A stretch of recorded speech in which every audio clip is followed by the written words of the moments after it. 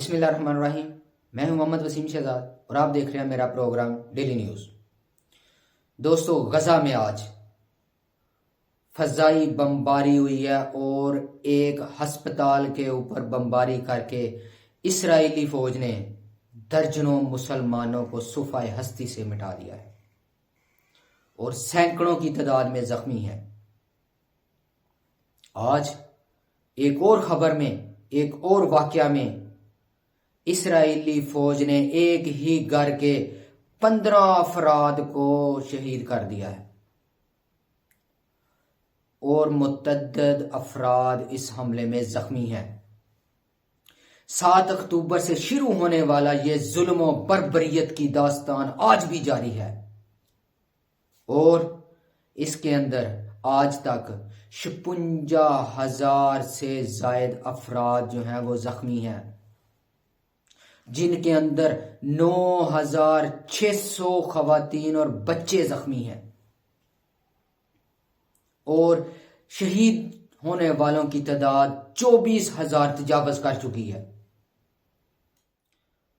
دوستو، جن لوگوں کو واقعہ کربلا سمجھ نہیں نہ آتا تھا کہ اس وقت ہزاروں صحابہ 3 ملکوں براعظموں پر بنی ہوئی مسلمانوں کی حکومت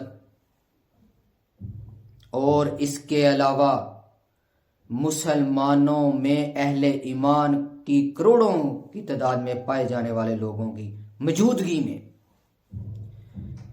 جگر گوشائے علی نواسہ رسول صلی اللہ علیہ وآلہ وسلم کو کربلا کے مقام پر ذبح کر دیا گیا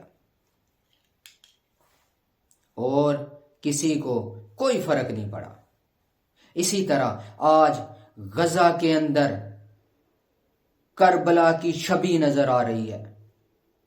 غزہ میں مسلمانوں کو گاجر مولی کی طرح کاٹا جا رہا ہے، کوئی پوچھنے والا نہیں ہے، کسی کو کوئی فرق نہیں پڑتا۔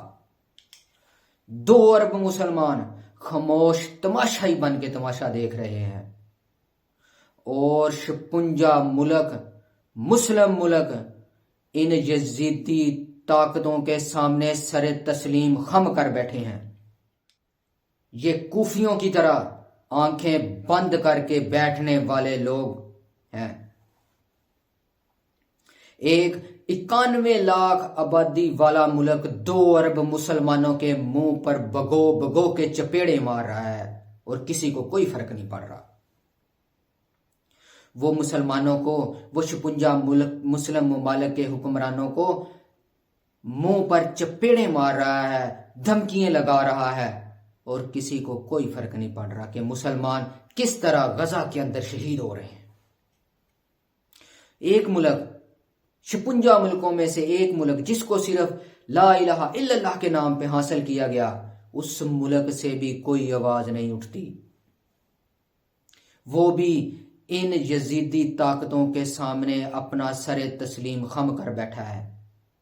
اس ملک میں جس میں 100 سے زائد مذہبی جماعتیں ہوں اور ساری مذہبی جماعتیں اپنا اثر و رسوخ رکھتی ہوں، لیکن پھر بھی غزہ کے معاملے پر کوئی بیان تک نہ دیں تو ان لوگوں کو کوئی فرق نہیں پڑتا۔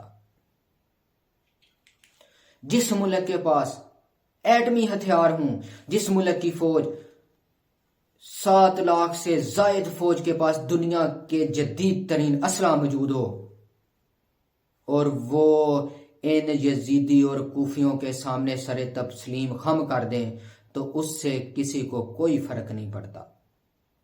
میں یہ کہنا چاہتا ہوں، اور سب مسلمانوں، اللہ کے لیے ایک ہو جاؤ، اللہ کی رسی کو مضبوطی سے پکڑ لو اور اپنے مسلمان بھائیوں کا خیال کرو۔ اسی کے ساتھ میں اجازت چاہتا ہوں۔ اللہ حافظ۔